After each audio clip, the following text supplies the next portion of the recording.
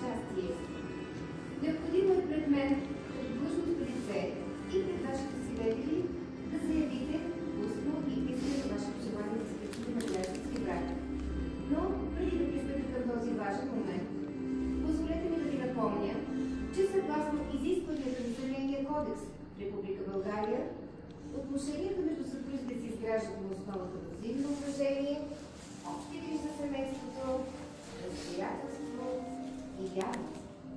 Съпрузите са длъжни, съобразно своите възможности, да осигуряват благополучието на семейството и да се грижат за отглеждането на децата.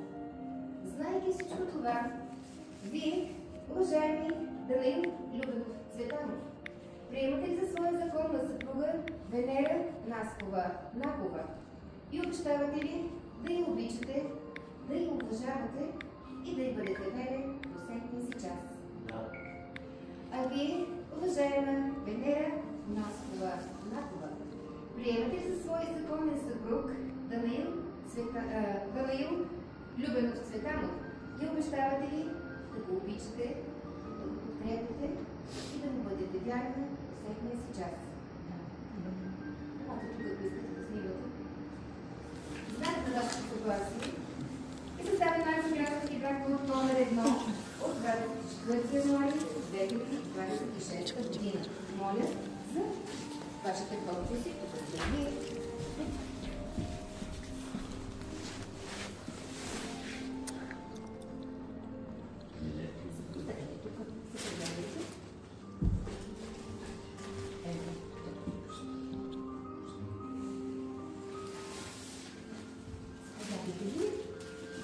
Останете на подиума, така както сте.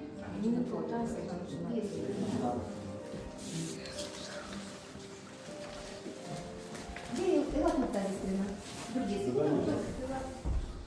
И останете. Помня вече.